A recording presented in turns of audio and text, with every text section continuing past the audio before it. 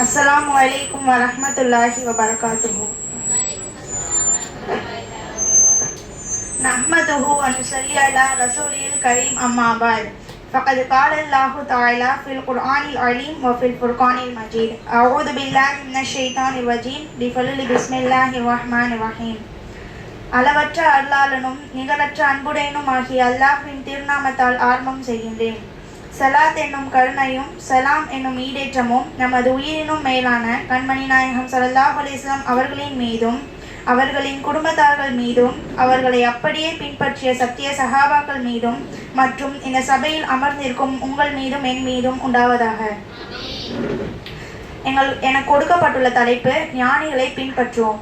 இன்னைக்கு இந்த உலகத்துல மக்கள் நிறைய பேரை பின்பற்றுறாங்க. அதுல சினிமா நடிகர்கள், விளையாட்டு வீரர்கள், யூடியூபர்ஸ், பணக்காரங்க, அவங்கள மாதிரி ட்ரெஸ் பண்ணணும், அவங்கள மாதிரி பேசணும், அவங்கள மாதிரி வாழணும், அது மாதிரி நிறைய பேரை ஃபாலோ பண்ண ட்ரை பண்ணிட்டு இருக்காங்க.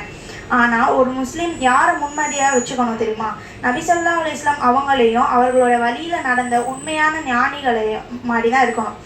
ஞானிகள்ன்றவங்க யாருன்னா, இஸ்லாத்துல ஞானிகள்ன்றவங்க உலக அறிவை மட்டும் பெற்றவங்க இல்லை. உண்மையான ஞானிகள்ன்றவங்க யாருன்னா, குர்ஆனை அறிஞ்சவங்க, ஹதீஸை அறிஞ்சவங்க, அல்லாஹ்வுக்கு அதிகமாக பயப்படுறவங்க, தன்னோட வாழ்க்கையில் கற்றதை நடைமுறைப்படுத்துகிறவங்க, பிறருக்கு நன்மையை கற்றுக் கொடுக்குறவங்க. அறிவு மட்டும் இருந்தால் போதாது, அதை அமல்லையும் நம்ம காட்டணும். அல்லாஹ் குர்ஆனில் சொல்கிறான், ஃபஸ்அலு அஹ்ல திக்ரி இன் குன்தும் லா தஅலமூன், உங்களுக்கு தெரியாவிட்டால் அறிவுடையவர்களிடம் கேளுங்கள்னு.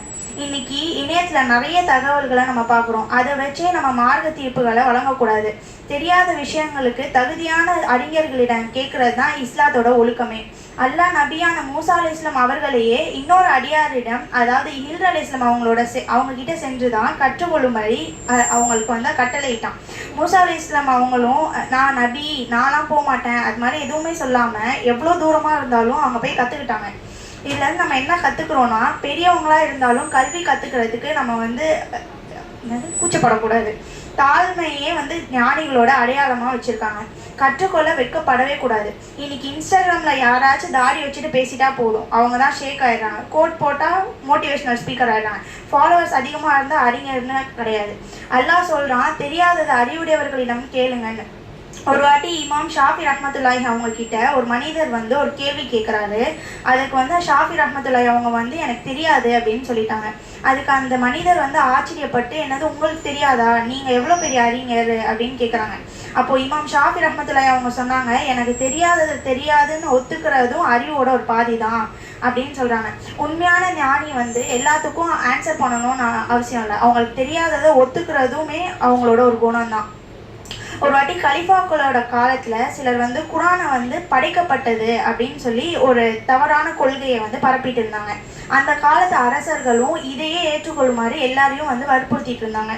பல அறிஞர்கள் இதை பற்றி எதிர்த்து பேசுறதுக்கு பயந்தாங்க. ஆனால் இமாம் அஹ்மத் ரஹ்மத்துல்லாஹி அவங்க மட்டும் குர்ஆன் அல்லாஹோட வார்த்தை, அது படைக்கப்படலை அப்படின்னு சொல்லி எதிர்த்து குரல் கொடுக்குறாங்க.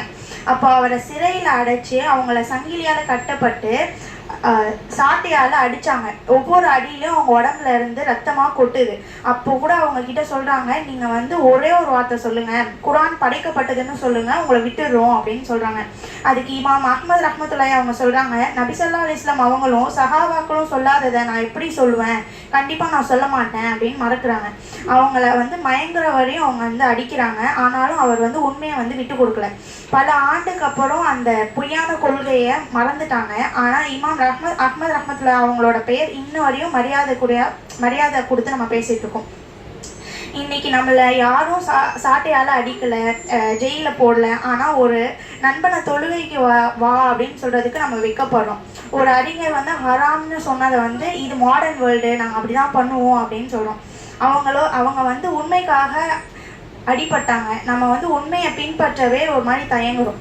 இன்னைக்கு எல்லார்கிட்டையும் கூகுள் இருக்குது, இன்ஃபர்மேஷன் இருக்குது. ஆனால் ஞானின்றவங்க இல்லை. அதனால தான் அறிவு இருந்தும் வழிகேட்டு குறையாமல் இருக்குது.